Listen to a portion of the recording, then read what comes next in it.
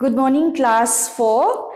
So today we'll continue with this is the continuation of addition. Okay, last time we did addition and subtraction, and today we'll do properties of addition. Okay, so you had learnt in class 3 already this, but only here with large numbers. Okay, so I hope you know what are addends. Addends are the numbers which you add. Like in simple addition, these numbers which you add, these numbers are called addends, and the answer is called sum, S-U-M, sum. Remember that. Okay, you have learned in class 3, so I didn't write out here.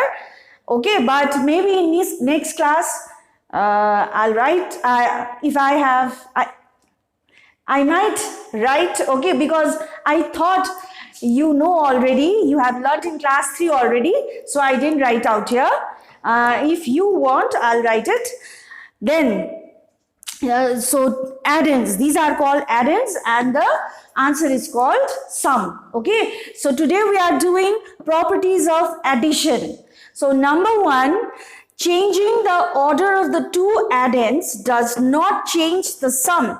This is called the order property of addition. My God, it looks so big, no? I think you were confused, but the simple thing, it's actually very simple. What it says is,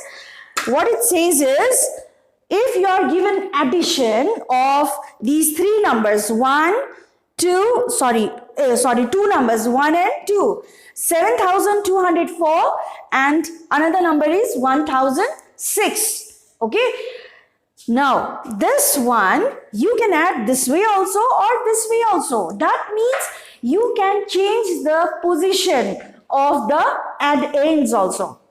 Answer will be same. Like here, these two you have to add, and you wrote 7,204, and in second line you wrote 1,006, and you added this. Now some of the students might write like this: 1,006 first, 7,204 in second line. Answer will be same. Whether you change its position or not, the answer will be same. Okay, so this is the one property of addition. Remember, this was in first line, now in second, this is in second line. This was in second line, it became, it is in first line. But answer is same. There is no change in answer. Okay, so whatever you do in addition, answer, whatever you do means if you change its position, answer will be same.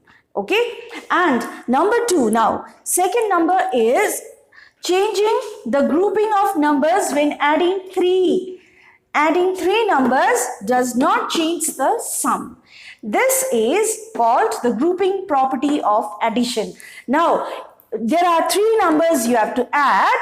In first one we added these 2, okay, and the answer afterwards we added, okay, and you got the answer.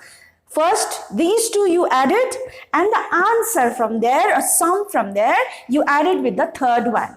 Okay, that means you make a group of these 2 numbers and you added this one afterwards. Okay, now in next one you added these 2 first, and this you added afterwards. Okay, afterwards. So, and afterwards you added, but the answer is what? It is same. If you add these 2 first and the answer you add with this one, or if you add these 2 and you add the answer with this one, answer will be same. That means grouping, like this.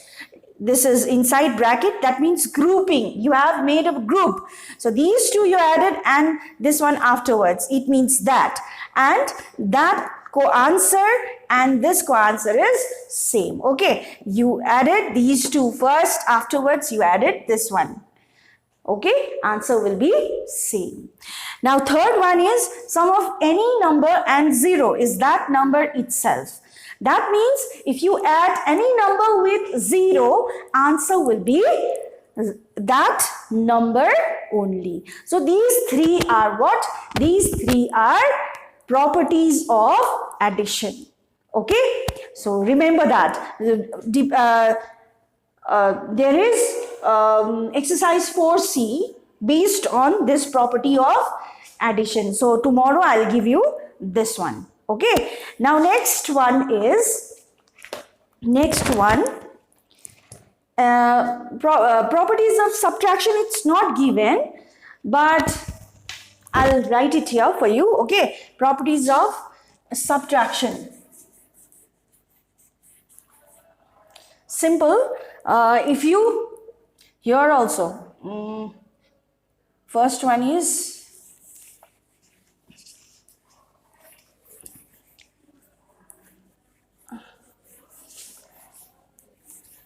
I won't write all these, but just by giving you example, I'll write it.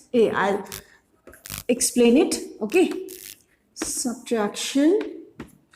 Number one is if you subtract same number from that number only, answer will be 0. Like if you subtract 5607, subtract 5607. Same number if you subtract, you will get 0. Okay, remember that. In subtraction, if you subtract that first number from that number only, the answer will be 0. And another one is if you subtract 0, just like addition, if you subtract 0 from any number, answer will be that number only. Okay, so these are the properties of subtraction. Okay, these are the properties of subtraction. Now I'll give you the terms of addition and subtraction. Okay, just now I was telling you, no? So there is time, so I think I'll give you the terms of addition and subtraction. Terms related to addition and subtraction.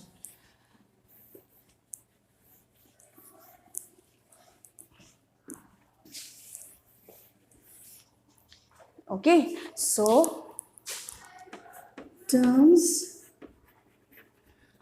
related to addition.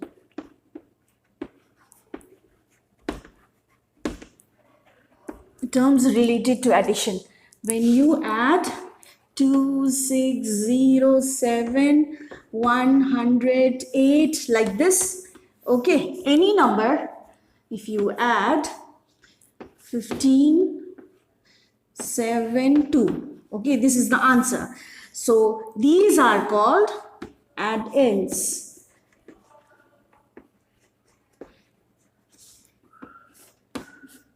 These are called add-end. Sorry, not add-ins, add-end.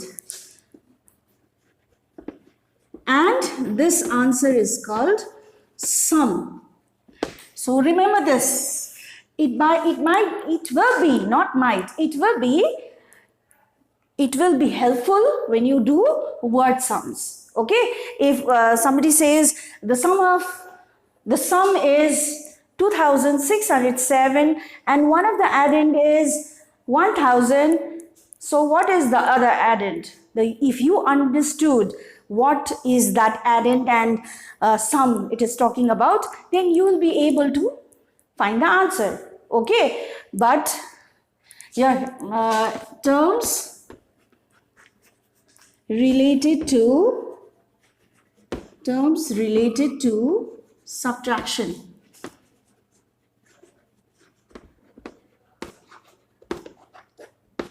Terms related to subtraction is 5643. Okay, 4 5 1, 9, suppose. This is the question. Okay. Then you'll borrow from here, isn't it? So here will be 4. It will be 3 left. 3, 2. Then 6, 1, 1. You got the answer, isn't it? Okay. Now the terms. The first one, the bigger number. The bigger number by which you are subtracting, that is called minuend. Minuend. It is called minuend.